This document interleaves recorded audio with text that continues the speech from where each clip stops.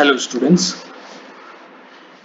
पिछले लेक्चर में हमने पढ़ा था कि various methods of speed control of an induction machine, और मैंने आपको बताया था कि स्पीड कंट्रोल कैसे किया जाता है और क्या डिफरेंट तरीके हैं स्पीड इंडक्शन मोटर के स्पीड कंट्रोल करने का। आज हम पढ़ेंगे ब्रेकिंग। ये सारी चीजें आपने देखा होगा कि आपने जब डीसी मशीन पढ़ी थी तो आपने डीसी मशीन में भी आपने स्टार्टिंग मेथड्स पढ़े होंगे डीसी मशीन के, फिर आपने speed control of DC machine पढ़ा होगा, फिर आपने ब्रेकिंग ऑफ डीसी मशीन पढ़ा होगा।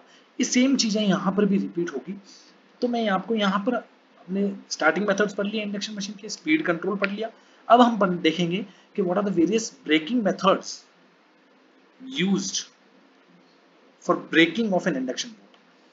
ठीक है, तो यहाँ पर भी जैसे कि डीसी मशीन में था, यहाँ पर भी तीन तरीके हैं। ये सब मैं जो बात करता हूँ ये बेसिकली इलेक्ट्रिकल ब्रेकिंग के बारे में बात कर रहा हूँ। मैकेनिकल ब्रेकिंग में तो मैकेनिकल ब्रेकिंग क्यों नहीं करते हैं, वियर एंड टियर के लिए हम मैकेनिकल ब्रेकिंग करते हैं। ये सारी इलेक्ट्रिकल ब्रेकिंग मेथड्स है कि इंडक्शन मशीन को इलेक्ट्रिकली कैसे उस पर ब्रेक लगाते हैं। मैकेनिकल ब्रेकिंग तो कौन सी होती है, जो हम अपनी गाड़ी में लगाते हैं ब्रेक शूज वगैरह यूज करके। ठीक है, ये इलेक्ट्रिकल ब्रेकिंग कैसे। इसमें पहला मेथड हम पढ़ेंगे प्लगिंग। अब प्लगिंग में क्या करते हैं, आप रिकॉल करना आपके डीसी मशीन के पार्ट को, तो आपको ज्यादा आसानी होगी इन चीजों को समझने में। तीन मेथड है, एक होता है ब्रेकिंग में प्लगिंग, दूसरा होता है डायनेमिक ब्रेकिंग और तीसरा होता है रीजनरेटिव ब्रेकिंग। तो पहला हम पढ़ते हैं प्लगिंग। अब प्लगिंग क्या होता है, प्लगिंग में कुछ नहीं होता है, मैंने आपको बोला कि एक इंडक्शन मशीन जो रोटेट होती है, जो उसका आरएमएफ जो जनरेट होता है, वो मैंने आपको बोला था कहां से कहां फ्लो होता है, वो हमेशा leading phase two lagging phase में फ्लो होता है। और लीडिंग और लैगिंग कैसे डिसाइड होता है, आपका फेज सीक्वेंस क्या है, इंडक्शन मशीन का फेज सीक्वेंस क्या है, उसके अकॉर्डिंगली उसको पता चलेगा कि वो लीडिंग टू लीडिंग फेज से लैगिंग फेज के लिए की तरफ वो रोटेटिंग आरएमएफ घूमेगा सिंक्रोनस स्पीड से। अब प्लगिंग में क्या होता है कि आप कोई भी दो सप्लाई जो फेसेस होते हैं ना, उनको एक्सचेंज कर देते हो, फेसेस को चेंज कर देते हो। जैसे A B R Y B अगर फेज सीक्वेंस है, तो इस बार आपने आर बी वाई कर दिया, आर वाई बी को आर बी वाई कर दिया। जैसे ही फेज सीक्वेंस चेंज होगा, तो मैंने आपको बोला है कि जो डायरेक्शन ऑफ रोटेशन, जो मैंने क्लास लेक्चर्स पढ़ा था, तो मैंने आपको बहुत डिटेल में इस चीज पर हमने डिस्कशन किया था कि जैसे ही फेज सीक्वेंस चेंज करेंगे तो डायरेक्शन ऑफ रोटेशन जो मशीन का है वो उल्टा हो जाएगा। तो पहले मान लो मशीन क्लॉकवाइज घूम रही थी, अब सडनली मैंने क्या किया कि जो मेरे फेसेस थे मशीन के, उसको मैंने रिवर्स कर दिया, चेंज कर दिया, तो अब मशीन एंटी क्लॉकवाइज घूमने लग जाएगी और वो जीरो स्पीड पे आ जाएगी। पहले क्लॉकवाइज घूमती थी, अब उल्टा, अब उस पर उल्टी डायरेक्शन में टॉर्क लगेगा, तो वो एंटी क्लॉकवाइज घूमेगी और जीरो स्पीड पे आ जाएगी। अब जैसे ही वो जीरो स्पीड पे आती है, अब आपको वहां पर उसको एक मैकेनिकल ब्रेक लगाना पड़ेगा या उसको कोई सेंसर लगाने पड़ेंगे ताकि सप्लाई डिस्कनेक्ट हो जाए। अदरवाइज क्या होगा कि वो उल्टी डायरेक्शन में घूमती रहेगी, जीरो स्पीड में आ जाएगी। पहले तो जीरो स्पीड में इसलिए आएगी कि पहले क्लॉकवाइज में टॉर्क ऑलरेडी लग रहा था, अब जैसे आपने फेसेस चेंज किए तो अब एंटी क्लॉकवाइज में टॉर्क लगा। जैसे ही वो टॉर्क बैलेंस हो जाएंगे और जीरो स्पीड होगी, अब उसके बाद में अगर आपने कुछ और अप्लाई नहीं किया एक्सटर्नल मींस, तो वो उल्टी डायरेक्शन में घूमने लग जाएगी, तो वहां पर आपको मैकेनिकल ब्रेक अप्लाई करना पड़ेगा।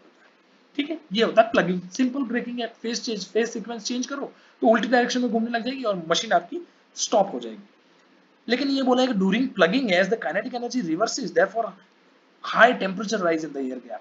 बहुत टेम्परेचर राइज, ऑब्वियसली उल्टी चलती मशीन अगर सीधी डायरेक्शन में घूम रही है, आपने एकदम से उसको उल्टी डायरेक्शन में घूमना स्टार्ट कर दिया, तो एकदम से बहुत जबरदस्त टेम्परेचर राइज हो जाएगा, हीट एनर्जी जनरेट हो जाएगी।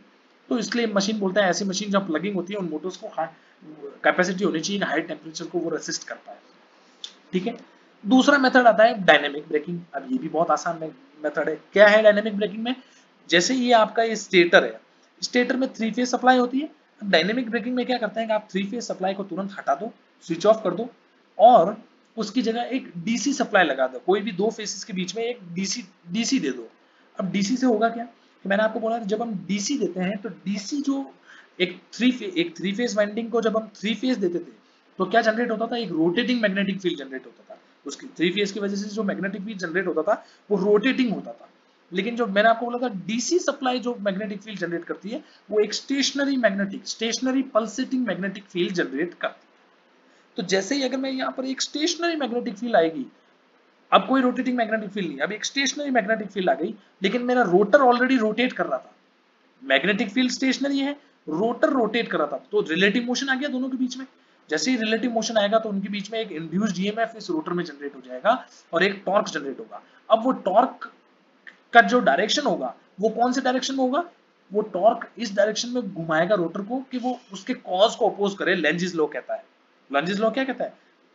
हमेशा जो जो जिसका कॉज है उसको अपोज करे, ये लेंज लॉ बोलता है। तो यानी कि यहाँ पर आप जैसे ही डीसी मशीन लाओगे तो अब आपके एक, अब क्योंकि रोटर ऑलरेडी पहले से घूम रहा था, सडनली आपने 3 फेज हटा के डीसी मशीन डाल दी जिसकी स्टेशनरी मैग्नेटिक फील्ड है। अब वो स्टेशनरी मैग्नेटिक फील्ड इस घूमते हुए रोटर से लिंक करेगी, और क्योंकि दोनों के बीच में रिलेटिव मोशन है तो लिंक तो हो ही जाएगा, और इंड्यूस्ड ईएमएफ जनरेट होगा। और वो टॉर्क जो है, पहले जो जिस डायरेक्शन में मशीन घूम रही थी, अब उसके ऑपोजिट डायरेक्शन में वो टॉर्क जनरेट हो जाएगा, और ये मशीन जो है, ये रोटर जो घूम रहा था, ये स्टॉप हो जाएगा। सारी की सारी काइनेटिक एनर्जी जो रोटर के घुमाने में जा रही थी, वो सारी की सारी हीट एनर्जी में चेंज हो जाएगी, क्योंकि अब ऑपोजिट डायरेक्शन में टॉर्क लगना स्टार्ट हो गया। ऑपोजिट डायरेक्शन में क्यों लगेगा? क्योंकि लेंज लॉ फॉलो करना है। अब एक इंड्यूस्ड ईएमएफ एक्स्ट्रा जनरेट हो रहा है स्टेशनरी वाइंडिंग की वजह से, और वो कह रहा है कि उसको रोटेशन को स्टॉप करो। क्यों रोटेशन को स्टॉप करो? क्योंकि इंड्यूस्ड ईएमएफ जनरेट होने का कारण क्या है? इनके बीच में रिलेटिव मोशन, और लेंज लॉ कहता है कि कारण को अपोज करो, कॉज को अपोज करो। तो कारण क्या है? Relative motion. और रिलेटिव मोशन किसकी वजह से हो रहा है? ये तो स्टेशनरी है, कौन घूम रहा है? ये। तो टॉर्क ऐसी डायरेक्शन में जनरेट होगा कि रोटर को घूमने से रोके, यानी कि इसके ऑपोजिट में टॉर्क जनरेट होगा ताकि ये रोटर रुक जाए। तो डायनेमिक ब्रेकिंग में क्या करते हैं? कुछ नहीं करते हैं, सिर्फ एक इंडक्शन मोटर जो पहले घूम रही थी उसका 3 फेज सप्लाई बंद की और उसकी जगह डीसी सप्लाई जोड़ दी। जैसे ही ऐसा काम होगा तो आपका ऑपोजिट डायरेक्शन में टॉर्क जनरेट होगा और आपकी मशीन रुक जाएगी। ये सिंपल सा आपका हो गया dynamic braking. Disconnecting a 3 phase supply and connecting a DC voltage across any 2 phases in a running motor। ठीक है, ये आपका आ गया। अब दूसरा, इसमें कोई स्पीड रिवर्सल का डेंजर भी नहीं होता डायनेमिक ब्रेकिंग में। क्यों? इसमें जैसे ही वो टॉर्क जीरो हो जाएगा और बस खत्म हो गया। कोई ऐसा तो है नहीं कि वो घूमता ही रहेगा, क्योंकि जीरो करने जैसे जीरो हो जाएगा तो लेंजिस लॉ, अब इंड्यूस्ड ईएमएफ जनरेट ही नहीं होगा, क्योंकि कोई रिलेटिव मोशन ही नहीं होगा, क्योंकि ये अपने यहाँ पर जो डीसी सप्लाई में जो मैग्नेटिक फील्ड है वो भी स्टेशनरी, और जैसे ही जीरो हो जाएगी स्पीड तो रोटर की स्पीड भी स्टेशनरी, तो दोनों के बीच में कोई रिलेटिव मोशन ही नहीं होगा, तो कोई लिंकेज नहीं होगा, तो कोई इंड्यूस्ड ईएमएफ जनरेट नहीं होगा, कोई टॉर्क जनरेट नहीं होगा। तो यहाँ पर स्पीड रिवर्सल वाली दिक्कत भी नहीं है। प्लगिंग में तो स्पीड रिवर्सल वाली दिक्कत थी, तो उसमें एक्सटर्नली मैकेनिकल ब्रेकिंग लगानी पड़ रही थी। जैसे ही वो जीरो होता है उसको मैकेनिकली रोकना पड़ रहा था, नहीं तो वो उल्टी डायरेक्शन में घूमना स्टार्ट हो जाता था। डायनेमिक ब्रेकिंग में ये एडवांटेज है। आई बात समझ में? अब जो नेक्स्ट मेथड है वो होता है रीजनरेटिव ब्रेकिंग। अब रीजनरेटिव ब्रेकिंग आपने डीसी मशीन में भी पढ़ा होगा, अब वो ही फंडा है, कुछ नहीं है। रीजनरेटिव ब्रेकिंग में क्या होता है कि एक ओवरहॉलिंग लोड है, आपको बोला जैसे जैसे ढलान में मान लो कोई ट्रेन चल रही है या कोई वो मशीन चल रही है, कोई किसी कार के अंदर कोई मशीन पड़ी है और वो ढलान में चल रही है, तो उस केस में क्या होता है कि ढलान की वजह से, एक ग्रेविटेशनल फोर्स की वजह से, जो रोटर स्पीड आपकी पहले n पे घूम रही थी, जो कि रोटर स्पीड हमेशा सिंक्रोनस स्पीड से कम होती है, लेकिन उस ग्रेविटेशनल जो एक्सटर्नल फोर्स रोटर पे लगने लग गया, उसकी वजह से जो रोटर स्पीड है वो सडनली आपकी सिंक्रोनस स्पीड से ज्यादा हो जाती है ढलान के केस में। अब जब रोटर की स्पीड सिंक्रोनस स्पीड से ज्यादा हो गई तो आपकी स्लिप नेगेटिव हो जाएगी, क्योंकि n की वैल्यू ग्रेटर देन ns हो गई। तो जैसे ही स्लिप नेगेटिव होगा तो आपका जो टॉर्क होगा वो नेगेटिव हो जाएगा, क्योंकि टॉर्क जैसे मैंने बोला था proportional to slip into voltage का स्क्वायर होता है। स्लिप नेगेटिव हुआ तो टॉर्क नेगेटिव, और आपको बताया स्लिप नेगेटिव हुआ तो इंड्यूस्ड ईएमएफ में नेगेटिव हो जाएगा, क्योंकि इंड्यूस्ड ईएमएफ क्या होता है? s टाइम्स स्लिप पर डायरेक्टली प्रोपोर्शनल होता है ना। तो इंड्यूस्ड ईएमएफ में नेगेटिव तो करंट भी नेगेटिव, तो उल्टे डायरेक्शन में टॉर्क लगने लग जाएगा और वापस वही आपकी जो है मशीन स्टॉप हो जाएगी। इसको बोलते हैं ऑटोमेटिक रेगुलेटिंग। अपना आप, आपने कुछ नहीं किया, अपना आप जैसे ही ढलान आई, स्पीड ऊपर हुई, अपना आप ब्रेकिंग हो गई, ये ऑटो ब्रेकिंग हो गई। जैसे ही स्पीड ब्रेकिंग हुई तो इससे ज्यादा हो गया। अब जब स्लिप नेगेटिव होती है, स्लिप जब नेगेटिव होती है तो वो एक इंडक्शन जनरेटर के केस में चल जाती है, क्योंकि एक इंडक्शन जनरेटर की हमेशा स्लिप नेगेटिव होती है। क्योंकि क्या होता है इंडक्शन जनरेटर में, इंडक्शन जनरेटर में हम प्राइम मूवर से जो आपके रोटर का जो रोटर है उसको सिंक्रोनस स्पीड से ऊपर घुमाते हैं एक्सटर्नली, ताकि उसकी स्लिप नेगेटिव हो जाए और फिर वो प्रोड्यूस पावर जनरेट करने पड़े। वो हम इंडक्शन जनरेटर आगे थोड़ा देख लेंगे। तो ये समझ में आ गया, ये ऑटो रेगुलेटिंग है। ओवरऑलिंग लोड में automatically slip is always positive in induction motor and it always run at a speed less than ns।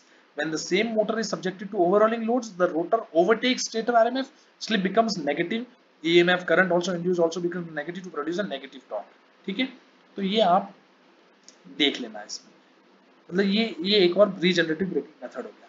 अब आपका पढ़ लेते हैं, हम थोड़ा सा देख लेते हैं इंडक्शन जनरेटर क्या होता है। इंडक्शन जनरेटर मैंने बोला कुछ नहीं होता। जनरेटर क्या होता है? जनरेटर वो होता है जो मैकेनिकल एनर्जी को इलेक्ट्रिकल एनर्जी में कन्वर्ट करता है।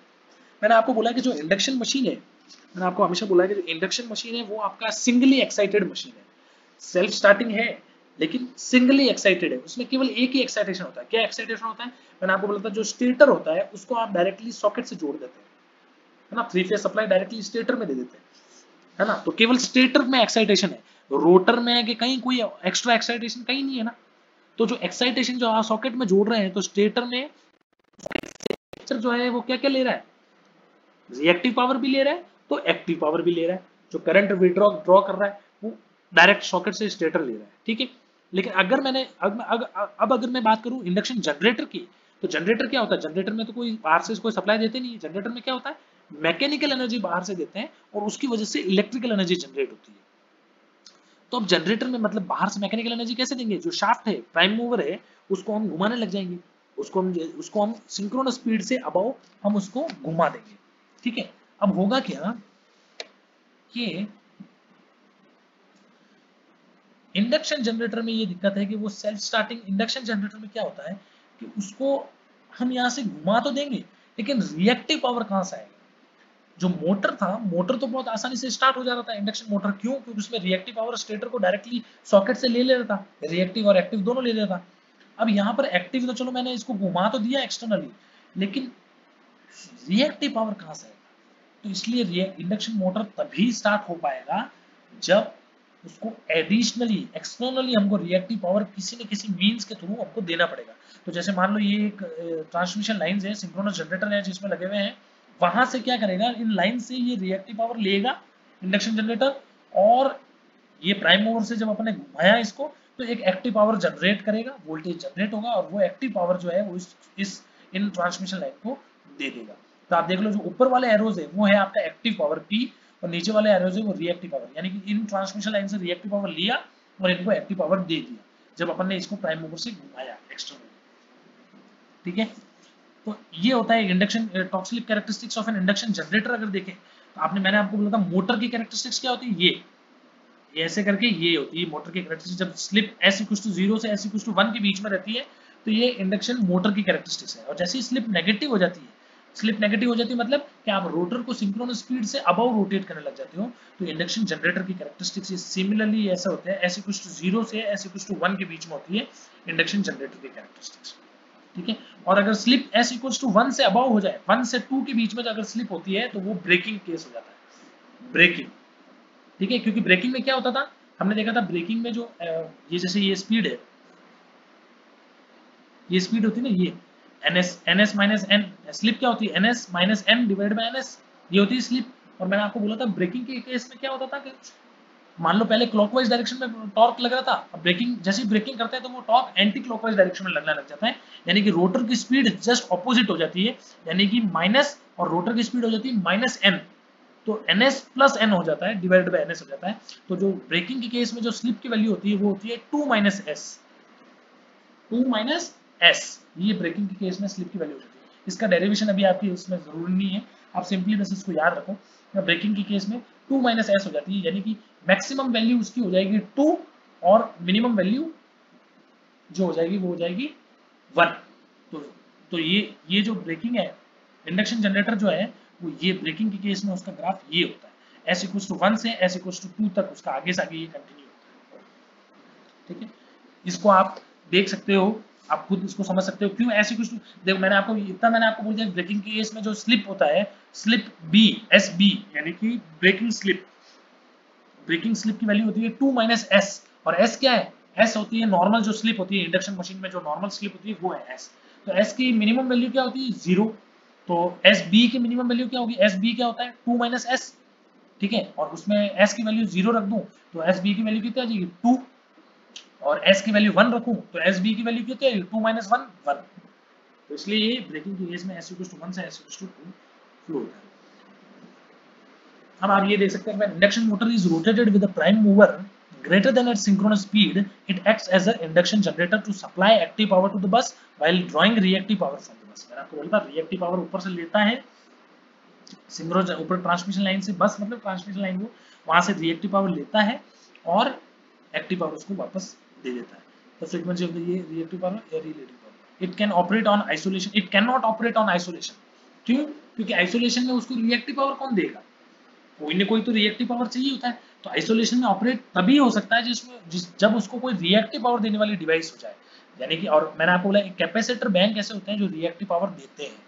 तो अगर मैं उस एक इंडक्शन जनरेटर को मैं कैपेसिटर बैंक जोड़ देता हूँ तो उसको कहीं ट्रांसमिशन लाइन या किसी बस से जोड़ने की जरूरत नहीं है, वो आइसोलेशन में भी ऑपरेट कर सकते हैं। ठीक है, ये देखिए आप इंडक्शन जनरेटर है, इसको प्राइम मूवर दिया और इसमें मैंने एक रिएक्टिव कैपेसिटर बैंक जोड़ दिया इसमें। ठीक है, तो ये आपका जो है वो एक overall torque slip characteristics of induction machine है। मशीन क्या होती है, जो एज अ मोटर भी काम कर सकती है और एज अ जनरेटर भी काम कर सकती है। तो S इक्वल्स टू 1 से S इक्वल्स टू 0, ये यहाँ पर तो मशीन एज अ मोटर काम कर रही है, ये वो लीनियर रीजन है टॉर्क स्लिप कैरेक्टरिस्टिक्स का, एज अ मोटर काम कर रही है। और S इक्वल्स टू 1 से S इक्वल्स टू 2 में ब्रेकिंग काम कर रही है, प्लगिंग जब करेंगे, प्लगिंग डायनामिक ब्रेकिंग, तो ब्रेकिंग वाला रीजन हो गया ये वाला। और S इक्वल्स टू 0 से S इक्वल्स टू -1 तक ये एज अ इंडक्शन जनरेटर काम करना है। ये ओवरऑल टॉर्क स्लिप कैरेक्टरिस्टिक्स होगी ऑफ एन इंडक्शन मशीन। ठीक है, आई होप आपको ये समझ में आया हो, और अगर नहीं आया है तो आप इसको दोबारा वापस से इस चीज को रिविजिट करिए, इस लेक्चर को वापस से सुनिए, धीरे धीरे सुनिए, और कुछ डाउट हो तो आप पूछ सकते हैं।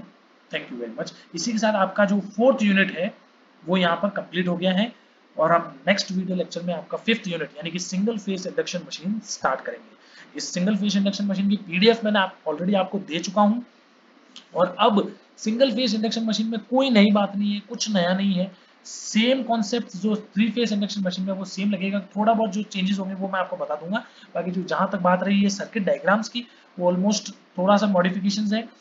कॉन्सेप्ट है मशीन कैसे घूमती है और जो कैसे आरएमएफ वगैरह क्या क्या चीजें होती है, ये आप ऑलरेडी आपको पता है, तो हम उसको क्विकली इस यूनिट को कवर करेंगे, और हम देखेंगे कि ये इजीली वो यूनिट हो जाएगी। और आपको इसलिए मैंने पीडीएफ अवेलेबल करवा दी ताकि आप खुद उस पीडीएफ को अगर देखेंगे तो आपको ऑलमोस्ट सारी चीजें समझ में आ जाएंगी।